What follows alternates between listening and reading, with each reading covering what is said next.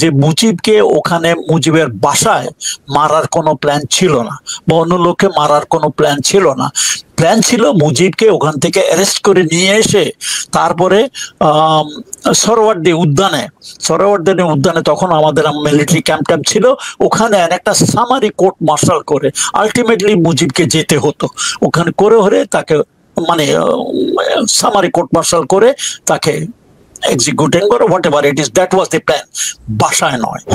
পুরো অপারেশনের দায়িত্ব ছিল ফারুক, আর রশিদের দায়িত্ব ছিল পলিটিক্যাল এলিমেন্টদেরকে সঙ্গত করা, নিয়ে আসা। তো ফারুক প্রথম কয়েকটা টার্গেট সিলেক্ট করা হলো, যেমন মুজিবের বাসা, সানিয়াবাতের বাসা, রেডিও স্টেশন, শেখ মনির বাসা, এই কয়টা টার্গেট। কারণ আমাদের যে সীমিত সৈন্য সংখ্যা, এর বেশি আমরা টার্গেট দিতে পারি না। হয়তো আরো টার্গেট নেওয়া যায়, তো আরো পলিটিক্যাল এলিমেন্টের যাওয়া যেত, কিন্তু এর বেশি আমরা নিতে পারি না। অতএব টার্গেট কাটছাট করে এই 4টা নেওয়া হলো। তো প্রথম ফারুক মুজিবের বাসার দায়িত্ব দিতে চেয়েছিল অ্যাকচুয়ালি ডালিমকে। তো ডালিম একটু নিজের অপারগতা প্রকাশ করলো যে মুজিবের সাথে তার একটা বিশেষ সম্পর্ক আছে, সে ওখানে যেতে চায় না। তার অন্য কোনো কারণ থাকতে পারে, আমি জানি না। সে একটু অপারগতা দেখা দিল, কিন্তু যেহেতু এটা মেজর টার্গেট, এই জন্যই ফারুক কিন্তু ডালিমকে সেই দায়িত্বটা দিতে চাইছিল। আরেকটা কারণ হলো মুজিবের বাসায় যে গার্ড, মানে প্রত্যেক বড় বড় জায়গাতে গার্ড ছিল, মুজিবের বাসায় যে মানে গার্ড ছিল, সেই গার্ড ছিল ফার্স্ট বেঙ্গল আর্টিলারির, কুমিল্লা থেকে আসছে। সে আর্টিলারির লোকজন, যারা ডালিমের ইউনিট, ডালিম সেই ইউনিটের সিও ছিল আগে। অতএব ওরা ডালিমকে চিনে, ডালিম ওদেরকে ইজিলি কনভার্ট করে আমাদের পক্ষে নিতে পারবে। এই জন্যই ডালিমকে মুজিবের বাসায় পাঠাতে চাইছিল, কিন্তু ডালিম অপারগতা বললো যে না, আমার ওখানে একটু অসুবিধা আছে, আমি যেতে পারবো না। আরো অনেক আছে, আমি ওদের ডিটেল যেতে পারি না। তখন নেক্সট পরবর্তী হলো হুদা, মেজর হুদা ছিল। হুদাও ফার্স্ট বেঙ্গল মানে আর্টিলারিতে ছিল, ফার্স্ট আর্টিলারির অ্যাডজুটেন্ট ছিল, সেও খুব পপুলার অফিসার। তখন হুদাকে বললো, হুদা রাজি হলো, ঠিক আছে আমি যাব। কারণ ফার্স্ট আর্টিলারি একজনকে ওখানে দেওয়ার কারণ হলো যে সামনে যে আর্টিলারি লোকজন গার্ডে আছে, যাতে তাদেরকে নিজেদের পক্ষে নেওয়া যায়, that was the main interest. তারপর হুদাকে দায়িত্ব দেওয়া হলো, হুদা গেল, হুদার সাথে আরো 2-1 অফিসারে ছিল। তখন ডালিমকে দেওয়া হলো অন্য জায়গাতে, সেনিয়াবাতের বাসার আশেপাশে রেডিও স্টেশন, ওই অঞ্চলে তাদেরকে দায়িত্ব দেওয়া হলো। তো আর আমার দায়িত্ব ছিল রেডিও স্টেশনের জন্য ডালিমের আন্ডারে আবার 2টা গ্রুপ ছিল। একটা ছিল ওই মিন্টু রোড এরিয়াতে, পরবর্তী পর্যায়ে জানতে পারলাম যে ওটা সানিয়াবাতের বাসায়, আর হইলো রেডিও স্টেশন এই এরিয়াতে। আর ওভারঅল দায়িত্ব ছিল ডালিম। তো আমাদেরকে ব্রিফ করা হলো। ব্রিফ করা হওয়ার পরে ফারুক একটা ছোট্ট বক্তৃতা দিল। ফারুক খুব একটা ভালো বাংলা বলতে পারে না, যতটুকু পারে ওটা বক্তৃতা দিয়ে বললো সংক্ষিপ্ত যে এরকম ঘটনা করছে, এটা আমরা সহ্য করতে পারি না, আজকে আমাদের এটা কিছু করতে হবে, এবং সবাই এখন রয়েছে, আমরা আছি। তারপরে সবাইকে হাতিয়ে টাতে দেওয়া হলো। আমার ইউনিফর্ম ছিল না, মেজর মহিউদ্দিন কোথা থেকে একটা ইউনিফর্ম এনে দিল, কাঁধে র্যাঙ্ক ছিল কিনা আমি জানি না, ওটা পড়লাম।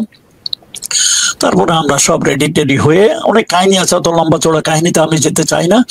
তো আমার মনে হয় 4টার দিকে এমনি আমরা ওই এয়ারপোর্টে ঘন্টাখানিক আমরা 1 ঘন্টা 2 ঘন্টা সময় নষ্ট করেছি। আমরা আমাদের মনে হয় মুভের সময় ছিল 3টা বাজে, আমরা অলরেডি ডিলে হয়ে গেছি। আমরা 4টার দিকে রওনা দিছি সবাই। সামনের দিকে আমার মনে হয় ডালিম ছিল সামনে, তারপরে আমরা ট্রাকের মধ্যে, আমার আন্ডারে যে রেডিও স্টেশনে আমার দায়িত্ব হলো, রেডিও স্টেশন 2টা ট্রাক দেওয়া হলো। তার মধ্যে এক একটা ট্রাকের ভিতরে 30-40 জন লোক করে ওরা ঠাসাঠাসি ভাবে ছিল, এবং এই ট্রাকগুলো মোস্টলি 2 ফিল্ডের এবং ফার্স্ট লান্সারদের। তারপরে শাহরিয়ার ছিল আমাদের এই গ্রুপের মধ্যে, মেজর শাহরিয়ার ছিল, শাহরিয়ার আন্ডারও 2-3 ট্রাক ছিল। তো সামনে ছিল ডালিম। আমরা মানে ক্যান্টনমেন্টের ভিতর দিয়েই বেরিয়ে গেলাম। পেছনে পেছনে ট্যাঙ্ক গুলো আসলো একটা একটা করে।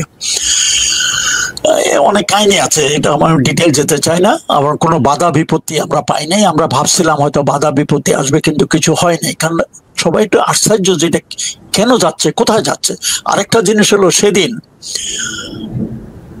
ইউনিভার্সিটিতে শেখ মুজিবের কি একটা মানে অনুষ্ঠান আছে, ছাত্রলীগের একটা অনুষ্ঠান আছে, সেই অনুষ্ঠানে মানে শেখ মুজিবের কনভোকেশন কিছু যাওয়ার কথা। তো অনেকে মনে করছে ওখানকার ইয়ের জন্য মানে নিরাপত্তার জন্য এসব লোকজন ট্যাঙ্ক যাচ্ছে। তা আমরাও গেলাম, আমাদের সামনে ছিল ডালিমের পেছনে, তারপরে প্রথম ছিল আমার মনে হয় শাহরিয়ারের 2টা ট্রাক লোকজন তার দায়িত্বে, তারপরে 2টা ট্রাকের দায়িত্বে আমি ছিলাম। তো আমাদের টার্গেট, প্রত্যেকের টার্গেট আলাদা বলা আছে। তারপর বাকিরা ট্যাঙ্ক গুলো তাদের দায়িত্ব দেওয়া হলো, কেউ এয়ারপোর্টে, কেউ মানে সেই ইয়েতে কি জানি বলে মিরপুর রোডের ওদিকে, কেউ বঙ্গভবনের ওদিকে, তারপরে কেউ জয়দেবপুর রাস্তা, ওটা কি মানে এয়ারপোর্টের রাস্তার ওদিকে, ঢাকা ময়মনসিংহ রোড ওদিকে স্থাপন করা হলো। অত ডিটেল ওগুলো আমি তখন জানতাম না। আর শহরের বিভিন্ন মানে স্ট্র্যাটেজিক পজিশনে জন্য পাঠানো হলো, কিন্তু ট্যাঙ্ক পরে আসছে। আগে আমরাই ট্রাকে করে আমরা আগে যাচ্ছিলাম। তখন মনে হয় ভোর, তখন তো ঘড়ি আমার হাতে ছিল কিনা জানি না, আমরা তো ঘড়ি ধরে এসব করতে পারতেন না, সময় জ্ঞান খুব একটা ছিল না, তখন অন্ধকার ছিল। অন্ধকারে আমরা আস্তে আস্তে বেরিয়ে এলাম। তারপরে যখন মিন্টু রোডের ওখানে মানে আমাদের প্রথম টার্গেটের কাছে আসার সময় প্রথম মনে একটা গাড়ি একটু খারাপ হয়ে গেল, যে শাহরিয়ারের আন্ডারে যে ট্রাক ছিল একটু খারাপ হয়ে গেল, কারণ লোকজন ওটাকে ধাক্কা দিয়েছে। ওটা কাছে টার্গেটের কাছে চেষ্টা করা হলো। আমার ট্রাক যখন আসলো আমি আমার লোকদেরকেও বললাম যে যাই ওদেরকে হেল্প করো। কিছুক্ষণ পরে হেল্প করে 5-10 মিনিট সময় নষ্ট করে দেখলাম যে কিছু হচ্ছে না। আমি আবার এদিকে আস্তে আস্তে ভোর হয়ে যাচ্ছে। অতএব আমি ডালিমকে বললাম আমি আমার টার্গেটে চলে যাই, কারণ আমার দেরি হয়ে যাচ্ছে। ডালিম বলে যা তুমি চলে যাও। তো ওই 7-এর মধ্যে 2 ট্রাকে যা পাইছি 2 ট্রাকের মধ্যে ভরায় আমি আবার ডান দিকে টার্ন করে রেডিও স্টেশন থেকে চলে গেছি। এর মধ্যে শাহরিয়ারের লোকজন এবং আমার লোকজন কিছু একটা মিক্স হয়ে যেতে পারে, এরা সবাই কিন্তু আর্টিলারি লোকজন। তারপর ওদেরকে নিয়ে আমি রেডিও স্টেশনে গেলাম 2টা ট্রাকে। আমার আগে ইনস্ট্রাকশন ছিল প্রথম ট্রাক লোকজন মানে 20-30 জন লোকজন যারা আছে, প্রথমে তারা পুরা রেডিও স্টেশনে ঘেরাও করে নেবে। দ্বিতীয় ট্রাকে তারা আমার সাথে থাকবে, আমরা ভিতরে যাব। তো আমি যা করেছি সেটা হিসাবে খুব এভরিথিং ওয়াজ ভেরি স্পিডি, মানে সময় নষ্ট কর না। অলরেডি আমরা সময় নষ্ট করছি এয়ারপোর্টে, এখন আমাদের সময় নষ্ট করার সময় নাই। তারপরে অলরেডি আলো এসে যেতেছে। আমরা যখন রেডিও স্টেশনে যাই আমার মনে আছে অলরেডি আলো দেখা যাইতেছে লোকজন।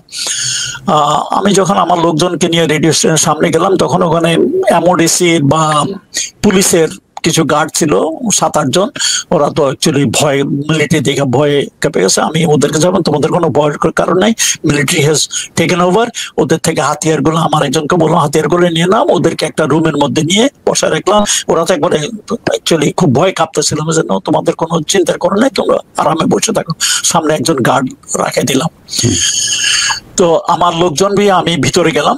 ভিতরে যায় ওই তখন ভোরবেলা, তো রেডিও স্টেশন তখন মনে 6:30টার দিকে খোলে, এর আগে কিন্তু খোলে না। কিন্তু স্কেলেটন কিছু লোকজন ছিল, 2-4 জন টেকনিশিয়ান, বেশি লোকজনও ছিল না। তো ওরাও প্রথম একটু ঘাবড়ে গেল। তো ওদেরকে আমি এক্সপ্লেন করলাম যা military has taken over, army has taken over, আপনাদের কোনো চিন্তা নাই, আমরা রেডিও স্টেশনে একটু সব দেখতে করতেছি। ওরা দেখলাম যে সবাই খুব মানে হেল্পফুল, সবাই আমাকে কি কোথায় আছে দেখানোর জন্যই আমাকে কল করলো। আমি বলেছি আমি রেডিও স্টেশনে যাবো, যেখানে আমার দায়িত্ব হলো ওটা ভাষণ দেওয়ার জন্য রেডি করা। ওই রুমে আমাকে নিয়ে গেল। আর আমার একজন সুবিধা ছিল, ওদেরকে বললাম আপনি বিভিন্ন জায়গাতে লোকজন বসে রাখেন, কেউ যেন কোনো যন্ত্রপাতি ধ্বংস করার চেষ্টা না করে। তখন আমরা জানতাম না তো কে কি, কিন্তু সবাই ছিল আমাদের সহায়ক। কিন্তু তখনও বুঝতে পারি না যে হয়তো কিছু বিপরীত শক্তিও থাকতে পারে। আমি বললাম সব জায়গায় লোক লাগাই দেন, কেউ যেন কোনো রকম ক্ষতি করতে চেষ্টা না করে। হয় না ইনশাল্লাহ। তারা আমি ওখানে গেলাম, চেক করতেছি ব্রডকাস্টিং এর সবকিছু ঠিকঠাক আছে কিনা, এবং যে একজন টেকনিশিয়ান ছিল ইয়াং, মানে হি ইজ ভেরি হেল্পফুল, সে দেখাই দিতেছিল। তো এমন এক পর্যায়ে আমার এক সুবিধা দৌড়ায় আসে, বললো যে স্যার রক্ষী বাহিনী। আমি তো একটু ঘাবড়াই গেলাম, কি বাবা রক্ষী বাহিনী আক্রমণ করলো নাকি?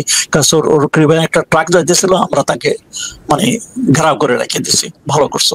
আমি বাইরে আসলাম, বাইরে এসে দেখলাম যে রক্ষী বাহিনীর লোকেরা একটু ভীত সন্ত্রস্ত ছিল। তাদের মানে একটা অ্যাকচুয়ালি ট্রাক না, একটা হাফ ট্রাকের মতো বাইরে মনে হয় মানে গোটা 15-20 লোক হবে, আর সামনে একজন সুবেদার সাহেবকে আমি নামতে বললাম, আমিও বললাম, পরিচয় দিলাম যে army has taken over, everything is under army control, আপনারা কিন্তু আমাদের সাথে আসেন। তো সে বললো যে স্যার আপনাদের সামনে ভয়, বললো যে আমরা সাথে আছি। তখন আমি বললাম যে আপনার লোকদেরকে বলেন হাতিয়ার গুলা গাড়িতে রেখে নিচে নামে আসতে। ওরা সবাই নিচে নামে আসতো। আমার হাবিলদার আরো আমার সাথে লোকজন আছে, তারাও এগুলা দেখাশোনা করলো। তারা এসব লোকজন চতুর্দিকে, রক্ষী বাহিনীর লোকজন তো মানে শেখ মুজিবের মানে ইয়ে ছিল, তারা যখন শুনলো যে আপনারা করেছেন, মানে তাদের প্রতিক্রিয়া কি ছিল? তারা কি কোনো উত্তেজিত হয় নাই? বা সেটা আমি একটু পরে আসতেছি ওদের প্রতিক্রিয়াটা। কিন্তু প্রথম চতুর্দিকে মিলিটারি দেখে ওই একটা ট্রাকের হাফ ট্রাকের লোকজন তারা কোনো কিছু করে, বরং আমি তো বললাম যে ওই সুবেদার দেখলাম যে আমার কথা মতো মানে ওদেরকে লোকজনকে নামায় আর আমাদের একজন হাবলদারকে দিয়ে বললাম যে যেই রুমে ওই পুলিশের লোকজন ছিল ওদের ওই রুমেই রাখা হলো, একটু গার্ড বাড়ায় দিলাম, আর ওদের যে হাতিয়ার আছে হাতিয়ার গুলা ওরা নিয়ে নিলাম। তখন ওই সুবেদারকে আমি বললাম যে আপনাদের কোনো অসুবিধা নাই, লোকজনকে বললাম কোনো অসুবিধা নাই, আপনারা আরাম থাকেন। কারণ রক্ষী বাহিনী সম্বন্ধে আমাদের একটু সংশয় ছিল, এই জন্য আমি সুবেদার সাহেবকে বললাম কোন রকমের গন্ডগোল চেষ্টা করবেন না, চতুর্দিকে কিন্তু আর্মি আছে। বাই দ্যাট টাইম ট্যাঙ্কও 2-1টা আমাদের চারিদিকে আসে গেছে, অতএব তারা সে বুঝতে পারছে পরিস্থিতি তাদের পক্ষে নাই। তার দুপুরবেলা যখন কারফিউ উঠানো হয় তখন এদেরকে আমি ছেড়ে দিছি, রক্ষী বাহিনী এদেরকে ছেড়ে দিচ্ছে। যাওয়ার আগে সে রক্ষী বাহিনীর সুবেদার আমাকে এসে একটা সেলিউট করে জড়ায় ধরছে, স্যার আপনারা আমাদেরকে বাঁচাইছেন, কারণ আপনারা যদি এটা না করতেন কদিন পরে লোকরাই আমাদেরকে বাইরে ফেলতো, ধরে আমাদেরকে ফেলতো। এখানে একটা ছোট্ট একটা কাহিনী বলি। আমি চিটাগংয়ে ছিলাম 73-74-এ। তখন একদিন আমি বাইজিদ বোস্তামি ক্যান্টনমেন্টে বাইজিদ বোস্তামি রোড দিয়ে শহরের দিকে যাচ্ছি, দেখি যে অনেক বিরাট প্রসেশন কয়েকটা ট্রাকের মধ্যেও, মানে পরে জানলাম যে এরা জাসদের লোকজন, স্লোগান দিয়া যাইতেছে পথে দিয়ে, 1-2টা রক্ষী ধরো, সকাল বিকাল নাস্তা করো, মানে স্লোগান দিয়ে যাইতেছে। অর্থাৎ রক্ষীদের উপরে মানুষ এমন বিতৃষ্ণা, তারা সেসব আকাম কুকাম করতেছে, খুন খারাপি করছে, এগুলা অজানা নয়, সবাই জানে তারা কি করতেছে। এবং রক্ষী বাহিনীটা ছিল একটা political force under Sheikh Mujib, ওর পার্সোনাল কমান্ডে নাকি এগুলো তার কার্যক্রম পরিচালনা করা হইতো। এবং শোনা যায়, আমি ডাইরেক্টলি জানি না, তোফায়েল নাকি এগুলো সব মানে করতো আর কি। অতএব এই রক্ষী বাহিনী এসব মানে পলিটিক্যাল, আওয়ামী লীগের পক্ষে পলিটিক্যাল কাজকর্ম করতো। তো আমি যখন ওদেরকে রিলিজ করলাম, ওই সুবেদার আমাকে জড়ায় ধরে সেলিউট দিয়ে বলে, স্যার আপনারা আমাদেরকে বাঁচাইছেন, কদিন পরে কিন্তু লোকেই আমাদেরকে মারা ফেলতো, না হইলে এরকম অবস্থা আপনারা যেভাবে করেছেন। যাই হোক, সে কাহিনী এখনো বলতেছেন। তারপরে আমি গেলাম, আমার ওই রেডিও চেক করতেছে সবকিছু ঠিক আছে কিনা। এমন সময় মনে হয় তখন 4:30, আমি টেস্ট করার জন্য ঠিক আছে কিনা আমি নিজে একটা অ্যানাউন্সমেন্ট দিলাম আর কি, আমার নিজের নামে।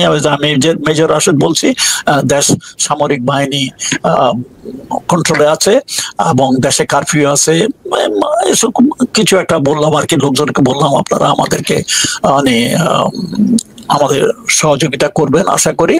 এমন সময় আমার পিছনে ছিল ক্যাপ্টেন মোস্তফা, সেও একটু কিছু বলার জন্য খুব লাফালাফি করছে, স্যার আমি একটু বলবো। ঠিক আছে, ওকে আমি মাইক্রোফোন দিলাম, বলবো। সেও একবার হাত পা ছড়ায় একেবারে খুব মানে এক্সাইটেড হইয়া, সবার ঈদ মোবারক স্যার, একবারে মানে শেখ মুজিবরে গালি গালাজ দিয়া একবারে হাত পা ছড়ায় খুব চিল্লাচিল্লি করে মানে গালি গালাজ দিয়া বলতেছিল।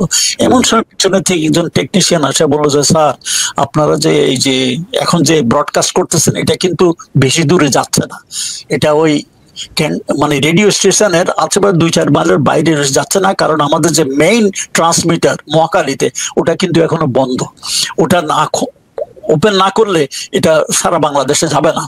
তখন আমি বললাম যে তাড়াতাড়ি ওদেরকে বলেন ওটা খুলে দিতে। সে আবার পরক্ষণে এসে বলেছে, স্যার ওটা অলরেডি খোলা হয়ে গেছে, কারণ গোলাগুলির আওয়াজ শুনে তারা অলরেডি নিজের থেকেই মানে ওটা খুলে দিচ্ছে, বুঝছে যে এখন একটা ব্রডকাস্ট আসবে, অতএব ওটা অলরেডি খোলা আছে। অতএব আমি এবং ক্যাপ্টেন মোস্তফা অরিজিনালি যা বলেছি যে মানে দেশে একটা সামরিক অভ্যুত্থান হয়েছে, আর্মি হ্যাজ টেকেন ওভার, এটা ওই ইয়ের রেডিও স্টেশন আশেপাশে ধানমন্ডি এই অঞ্চলে কিছু অঞ্চলের বাইরে যায় নাই, পরবর্তী শুনে গেছে, পরবর্তী পর্যায়ে শুনেছি যে কেউ কেউ শুনেছে, অনেকে শুনে নাই। তারপরে 15-20 মিনিট পরে 6:30টার দিকে মনে হয় তখন ডালিম আসলো।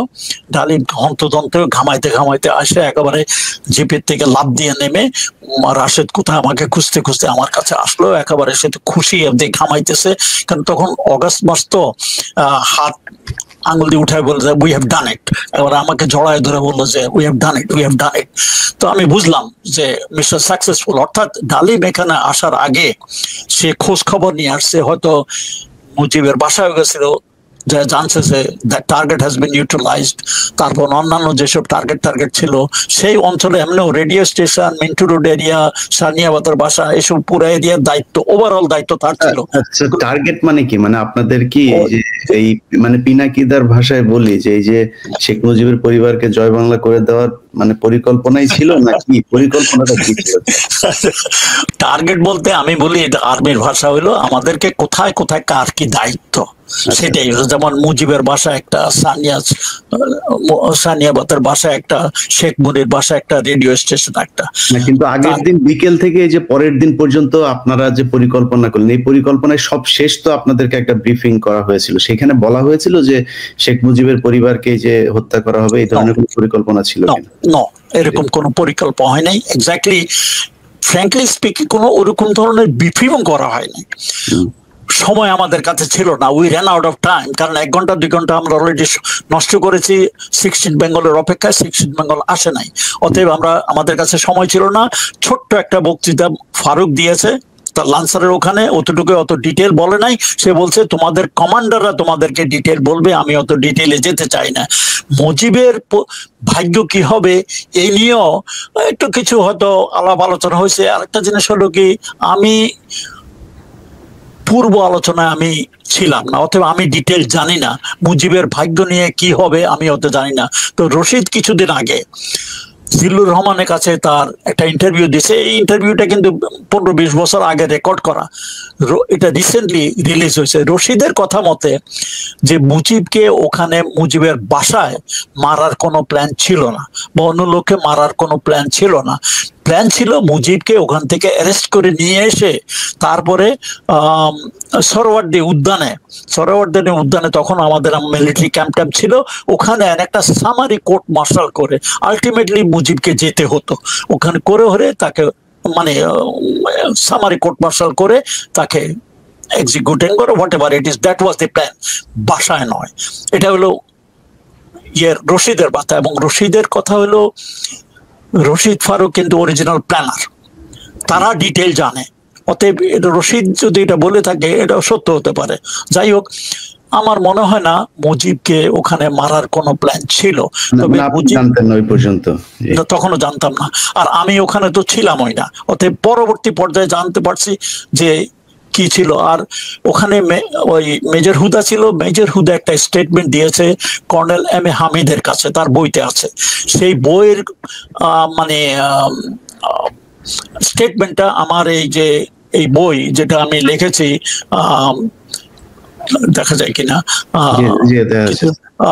মানে 1975 আগস্ট বিপ্লবে না বলার কথা রাশেদ চৌধুরী, এটা আমি বই লিখছি। এই বই থেকে আমি এই বইয়ের মধ্যে হুদার স্টেটমেন্ট আছে, আরো অনেক কিছু আছে। আমি যা কিছু বলছি এই বইয়ের মধ্যে সবকিছুই আছে। তো সেখানে সে উল্লেখ করেছে তার আন্ডারে মনে হয় গোটা 3 ট্রাক ছিল সৈন্য সামন্ত, মোস্টলি দেয়ার ফ্রম লান্সার্স, মানে ট্যাঙ্ক ইউনিটের লোকজন, মানে হুদার আন্ডারে। তারপরে হুদার সাথে আরো মনে হয় অফিসার ছিল, হয়তো একজনের দায়িত্ব ছিল ওই 32 নম্বরের মেন রোডের থেকে ব্যারিকেড করা 2 মাথায়, আর তার সাথে অন্যান্য অফিসার ছিল। তার কথা মতো যেটা সে বললো। আচ্ছা, তার আগে আমি কিন্তু রেডিও স্টেশনের কথাটা একটু শেষ করি। তারপরে রেডিও স্টেশনে কিছু পরে ডালিম আসলো, আমার জিজ্ঞেস করে সব ঠিক আছে না, আমি everything is okay, everything is fine. Radio station আর একজন টেকনিশিয়ান ছিল, দে আর ভেরি হেল্পফুল। তারা আমাদেরকে সাহায্য করতেছে, কোথায় কি করতে, মানে সুইচ কোথায় কি করতে হবে বলছে। তো প্রথমেই ডালিম হ্যান্ডসেটটা নিয়ে একেবারে দাঁড়ানো অবস্থাতেই উত্তেজিত ভাবে বলা শুরু করলো যে দেশে একটা বিপ্লব হয়েছে, army has taken over the control, Sheikh Mujib, আমার মনে হয় শেখ মুজিবকে হত্যা করেছে, এটাও সে ব্যবহার করেছে। আর দেশে কারফিউ মার্শাল ল, লোকজনকে বলছে আপনারা আমাদের সাথে থাকুন, সহযোগিতা করুন, কেউ ঘর থেকে বাইর হবেন না। তো প্রথম এসব কথাটা একটু খাপছাড়া ছিল। তখন আমি বললাম যে স্যার আমার মনে হয় এরকম ভাবে না বলে let's write it down, recorded, দেখে পড়ুন। তখন উনি বলে ঠিক আছে তুমি একটু তাড়াতাড়ি লিখে দাও। তো আমি তখন একটা কাগজ কলম নিয়ে ওই যতটুকু পারলাম এই একটা প্যারা, বেশি বড় না, এটা লিখে দিলাম যেটা যা হয়েছে সব ঘটনা। তবে হত্যা শব্দটা আমি ব্যবহার করি নাই। তো ডালিম মনে হয় ওটা নিজের থেকে বলেছে। আর যেসব সেই মানে ডালিমের স্টেটমেন্টই পরে রেকর্ড করা হয় এবং রেকর্ডটাই বারবার চলতে থাকে। মিনওয়াইল সরকার কবিরউদ্দিনকে সবাই চিনে, সরকার কবিরউদ্দিন আসলো, এই তার ডিউটি ছিল, সে আসলো তাড়াতাড়ি, তাকে এনে আমরা ওখানে বসাইয়া কমেন্ট্রি দেওয়ালাম। আর কি ডালিমের বক্তৃতার মাঝে মাঝে সে নিজের থেকে কমেন্ট্রি দিল, কারণ সরকার কবিরউদ্দিনের গলা সবাই চিনে। অতএব এই যে অ্যানাউন্সমেন্টটা যাচ্ছে এটা অথেন্টিক, এটাই বোঝানোর জন্য যে কারণ ডালিমকে লোকে চিনে না, রাশেদকে লোকে চেনে না, আমরা কি বলছি লোকে চিনে না, কিন্তু সরকার কবিরউদ্দিনকে লোকে চিনে, তার বক্তব্য লোকে জানে। এই জন্যই তাকে দিয়ে কমেন্ট্রি দিয়ে আমরা করতাম। এরকম এটা চলতে লাগলো, মানে ঘন্টাখানিক চলার পরে যখন খন্দকার মোশতাক আসলো, আসার পরে Khondaker Mostaq stopped it, but by that time everybody is known. এটা হলো মানে রেডিও স্টেশনের কাহিনী। 8টা সাড়ে 8টার দিকে মনে হয় রশিদ খন্দকার মোশতাককে নিয়ে আসলো, খন্দকার মোশতাক সাদা পোশাকে, মানে প্রিন্স কোট পরে, সাদা টুপি পরে আসলো। খন্দকার মানে রশিদ তো বেশ লম্বা চড়া, 6 ফুটের উপরে লম্বা, আর খন্দকার মোশতাক একটু ছোট, মানে তার অর্ধেক। যাই হোক নিয়ে আসছে। তো মানে ডালিমা বা আমরা দুইজনে মিলে তাড়াতাড়ি একটা গার্ড অফ অনারের বন্দোবস্ত করলো। আমাদের কাছে যা সৈন্য সামন্ত হাতের কাছে ছিল তা দিয়ে ওই রেডিও স্টেশনের সামনের চত্বরে, ছোট চত্বরে একটা গার্ড অফ অনার দেওয়ার বন্দোবস্ত করলাম। After all he is the new president. তারপরে দিলাম, উনি মানে সবাই হাত মিলালেন এবং বাংলায় ওখানে বললেন যে তোমরা মানে বিরাট একটা করেছো, তো দেশের সূর্য সন্তান সাপোর্ট করেছো, মানে সঙ্গে একটা বক্তৃতা। উনি ভিতরে একটা রুমে ওনার জন্য তৈরি করা হলো, ওখানে চলে গেল। তারপরে থেকেই রেডিও স্টেশনটাই কিন্তু বাংলাদেশের নতুন সরকারের হেডকোয়ার্টার, ওখানে সবাই আসলো, ওখানে সবকিছু হলো। এখন মুজিবের বাসভবনে কি হলো, আমি ওখানে ছিলাম, আমি ছিলাম না, আমি অন্য জায়গায় ছিলাম না, এসব সব আমার পরবর্তী পর্যায়ে সব কালেক্টেড কাহিনী। সেটা হলো ওই বজলুল হুদার স্টেটমেন্ট সে দিয়েছে আমার এই বইতে, সেটা আছে স্টেটমেন্টটা।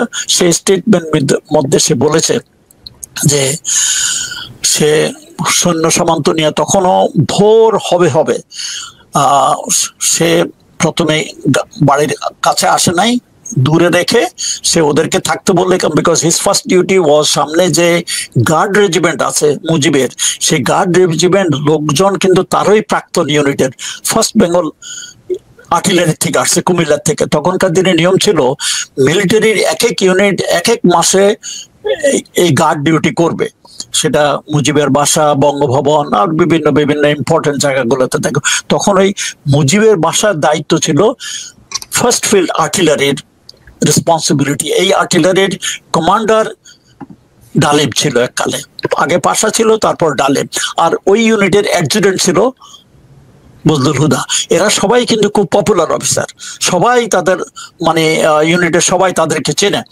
তো ওদেরকে দূরে থামাইয়া তখন হুদা ওই গার্ড রেজিমেন্টের কাছে ওখানে গেল। তখন তারা রেডি হচ্ছিল রেভেলি করতে। রেভেলি মানে সকালে ফ্ল্যাগ হোয়েস্টিং অনুষ্ঠান হয়, ওতে বিগল বাজায়, ওটা কয় ফ্ল্যাগ, ওই রেডি হইতেছিল প্লাটুন খানেক লোকজন।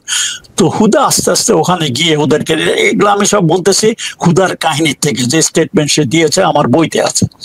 সে বলেছে সে ওখানে যায়, ও হুদা সুবেদারের সাথে কথা বললো, ওরা সবাই হুদাকে চিনেই তাকে বললো। তখন হুদা বললো যে আর্মি হ্যাজ টেকেন ওভার, এখন আমরা এখানে আসছি, Mujib is no more in power, মুজিবকে অ্যারেস্ট করতে আসছি এবং আপনারা আমাদের সাথে আছেন কিনা।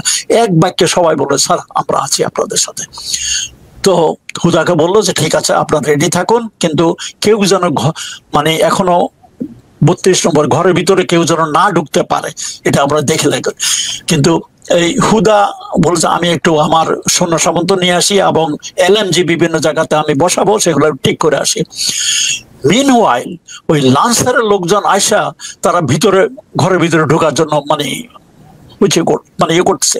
আর একটু বছরে দোতলা থেকে নিচে এসে কমর্শন শুনে উপরের থেকে শেখ কামাল, শেখ মুজিবের বড় ছেলে, তখন ক্যাপ্টেন কামাল, কিন্তু সে তার স্টেন গান না খেলে উপর থেকে গোলা ছুটতে ছুটতে নিচে দোতলা থেকে নিচে আসছে। আর আরো বলা হয়েছে উপরে দোতলা থেকে সুলতানা, শেখ কামালের ওয়াইফ, সেও একটা মানে অটোমেটিক রাইফেল দিয়ে দোতলা থেকে নিচে যে জমাত হয়েছে তারা বুঝতে পারছে তারা কেউ অ্যাটাক করতে আসছে, মানে 32 নম্বরে মুজিবের বাসী, ওখান থেকে গোলাগুলি করছে। এসব গোলাগুলি হওয়াতে একজন সিপাহী মারা গেছে, আরো মনে হয় 2-1টা ওয়ান্ডেড হয়েছে, কারণ তখন অন্ধকার ছিল, অন্ধকারের মধ্যে গোলাগুলিতে পড়ছে, মারা গেছে। এই এখন চোখের সামনে তাদের একজন সিপাহী মারা গেছে, এটা দেখে অন্যান্য সিপাহীরা খেপে গেছে। গুলি আগে স্যার শুরু হলো কাদের পক্ষ থেকে? মানে বজলুল হুদার কথা মতো শেখ কামাল এবং তার ওয়াইফ সুলতানা, এই দুজনের থেকে গোলাগুলি। শেখ কামাল সিঁড়ি বেয়ে নিচে আসতেছিল, গোলাগুলি চিল্লাইতে চিল্লাইতে মিলিটারি পুলিশ, ভাই ভাই আমাদের অ্যাটাক হয়েছে, আপনারা আমার সাথে আসেন, সেই গোলাগুলি করতে করতে নিচে নামে আসছে। আর উপরে দোতলা থেকে সুলতানা কামাল ওই নিচে সৈন্যদেরকে গুলি করছে, ওখান থেকে শুরু হয়েছে প্রথম। তারপরে যখন ওই দেখলো যে একটা ছেলে মানে উপরের দোতলার গুলিতে একটা সিপাহী মারা গেছে আর্টিলারির নিচে সামনে, অন্যরা খেপে গেছে। তখন একজন নাকি বলে উঠলো শালার গুষ্টি শুদ্ধ শেষ করে দেয়। এই কথাটা কিন্তু পরবর্তী পর্যায়ে শেখ মুজিবের বাসার এক চাকর, সে লাফায় যায় পলায় অন্য জায়গাতে আশ্রয় নিয়েছে, সে ওটা স্বীকার করেছে যে গোলাগুলি শুরু হয়েছে মানে শেখ কামাল এবং সুলতানার তরফ থেকে, উপরের থেকে, এবং ওই নিচে একজন লোক মারা গেছে, আরো হয়তো 2-1টা ওয়ান্ডেড হয়েছে। এইসব দেখে অন্যান্য সিপাহীরা খেপে গেছে, বলেছে শালার গুষ্টি শুদ্ধ শেষ করে দেয়। এবং ওই পর্যায়ে ওই আমাট করলো, করে ঘরের মানে গেট ভেঙে ঢুকে গেছে। তো মিনওয়াইল হুদাও আসছে। এটা কিন্তু হুদা তখন অবস্থা ওখানে ছিল না, তার বলছে যে ঘরের ভিতরে না যেতে, কিন্তু তার কথা না শুনে সবাই এসব গোলাগুলি দেখে তারাও ভিতরে ঢুকে গেছে। তারপরে এই পর্যায়ে কিন্তু গোলাগুলি একটু বন্ধ হয়েছে। তারপরে হুদা আয়সা তার লোকজন নিয়ে আবার ভিতরে ঢুকলো। By that time I think Sheikh Kamal is dead. Sheikh কামালের সাথে হয়তো ইয়ে ছিল, শেখ নাসিরও ছিল সেদিন বাসায়, আরো কিছু পুলিশ 2-1জন ওখানে হয়তো মারা পড়তে পারে। আর হুদা তার কিছু সৈন্য সামন্ত নিয়ে উপরে গেছে। His duty was according to him to bring Sheikh Mujib down, এবং তার সাথে তার কথা মতো মেজর মহিউদ্দিনও ছিল, তারা উপরে। আর মিনওয়াইল শেখ মুজিবও তার ঘরের থেকে বাইরে আসলে হুদা, মহিউদ্দিন ওরা শেখ মুজিবকে নিচে নামায় আসতেছিলেন, সিঁড়ি বয়ে নিচের দিকে আসতেছিলেন। যে মুহূর্তে তারা সিঁড়ি বয়ে নিচে আসতেছিলেন, অমন সময় উপরে থেকে নাকি আবার গুলি গালা শুরু করছে। এই সময় শেখ জামাল, সেও ওই রুমে, শেখ জামাল এবং সুলতানার ও দুজনেই এলো পাতাড়ি গুলি গালা শুরু করছে। এক গুলিতে এই মুজিবের পিছনে ছিল একটা সিপাহী পড়ে গেছে, মানে বন্ডেড। আর গুলিগালা আওয়াজ শুনে মহিউদ্দিন এবং হুদা ওরা দুজনে ডাক, শেখ মুজিব তখনও দাঁড়ানো ছিল, এবং তারা ডাক করে বেঁচে গেছে গোলাগুলি শুরু করতে। আর এই গোলাগুলির আওয়াজে গেটে দিয়ে বাই দ্যাট টাইম অন্যান্য লান্সারের লোকজন যারা আসছে তারাও মানে ঢুকে এসে একেবারে মানে পাগলের মতো হয়ে গেছে, তারা পাল্টা গুলি দিয়ে। এবং মুজিব উনি নিজে অনেক বড় লোক, লম্বা চড়া, আর গুলি ওই মুজিবের গায়ে লাগছে সবগুলো, নিচের থেকে গুলি করছে। And he fell down and streaming blood. এই হলো মানে হুদার। এই যে আমরা ওই যে মুহিত সম্ভবত এই যে মামলার আসামি, সেই ব্যক্তির বক্তব্য শুনি যে রাসেল এসেছে আমাকে বাঁচাও, সিনেমার মতো করে দৌড়ে এসেছে, তারপরে ওনার কোলে জড়িয়ে ধরেছে, উনি বলেছে না ওকে মেরো না। হ্যাঁ, তারপরে মানে এই যে সিনেমা নাটক এগুলো কি হয়েছিল? ইলিয়াস, এটা নাটক। তুমি চিন্তা করো ওই পরিস্থিতিতে কোন একটা বাচ্চা তার মাকে ছেড়ে আসবে, বা মাওকে এরকম 10 বছরের 9 বছরের বাচ্চাকে ছেড়ে দেবে না? তার কোল থেকে টেনে হেসড়ে নিয়ে আসা হয়েছে মুহিতের কাছে। এগুলা কাহিনী বানানো হয়েছে, এগুলা কাহিনী বানানো হয়েছে, কাহিনীকে একটা নাটকীয় মোড় দেওয়ার জন্য। এগুলো একটা মানে চিন্তা করার বিষয়। কিন্তু ঠিক আছে, তারা এক জায়গাতেই থাকে, মাও কি ছেড়ে দেবে? না স্যার, বাট স্যার অত ছোট বাচ্চাদেরকে মারতে হলো কেন? মানে ওদেরকে কেন মারলো? এটা কেন সেটা আমি পরে আসতেছি। কাহিনীতে বলা হয়েছে তাকে মারছে, ওখান থেকে নিয়ে পয়েন্ট ব্ল্যাঙ্কে নাকি মারা হয়েছে। এগুলা কাহিনী বানানো হয়েছে, অত আমি জানি না, আমি ওখানে ছিলাম না, যাতে আমার মনে হলো যে এগুলো কাহিনী বানানো হয়েছে। তারপরে সবাই কিন্তু ওই একটা দোতলার একটা রুমের মধ্যে বন্ধ ছিল। শেখ মুজিব চলে আসলো, বাকি সবাই তারা অনেক শেখ মুজিবকে মানে যাতে না নিতে পারে চেষ্টা করছিল, কিন্তু পারে নাই। শেখ মুজিব নিজে থেকে আসছে। প্রথম তো সে খালি গায়ে আসছিল, তারপরে মনে হয় হুদা বলছিল যে আপনি জামা পরে আসেন। তারপরে তাকে পাঞ্জাবি দেওয়া হলো, পাঞ্জাবি পরা ছিল, তার তাম্বাকু এসব দেওয়া হলো, ওখানে নিয়ে নিলো তাম্বাকু। মনে হয় হুদা মনে নিজেই পাইপ এবং তাম্বাকু নিলেন। নিচে নামার সময় তখন এই গোলাগুলি হয়ে গেল আর কি। কিন্তু ওরা যখন শেখ মুজিব পড়ে গেল তখনই আবার আরেক রাউন্ড গোড়াগড়ি উপরের থেকে শুরু হলো নিচের দিকে, তো জানালা দিয়ে। এই পর্যায়ে কিছু সিপাহী অ্যাকর্ডিং টু বদরুদ্দা যেভাবে গোলাগুলি ছুটতেছে চতুর্দিকে, তারা করলো কি লব করে মানে খুব ক্রল করে ওই রুমের কাছে গিয়ে 2-3টা গ্রেড জানালা দিয়ে ভিতরে ফালাই দিল। ইতিমধ্যে কিন্তু শেখ মুজিবের বাসা সবাই একই রুমে, বাইরে কেউ নাই। বাইরে যারা ছিল ওরা সিপাহী টিপাহী, নিচে পুলিশ টুলি ওরা ছিল। শুধু শেখ নাসের ছিল নিচে, সে নাকি বাথরুমে পরে গুলি খাইছে, বাথরুম মারা গেছে। কিন্তু বাকি সবাই রাসেল মাসেল সবাই মিলে ওই রুমে ছিল। ওই গ্রেনেড অ্যাকর্ডিং টু, আমি জানি না কারণ দিস ইজ স্টেটমেন্ট ফ্রম হুদা, যে গ্রেনেড নিয়ে 2-3টা গ্রেনেড ওই জানালার ভিতর দিয়ে কাছে ক্রল দিয়ে ড্রপ করে তারা সরে পড়ছে। ওই গ্রেনেড ব্লাস্টে সবাই মারা যায়।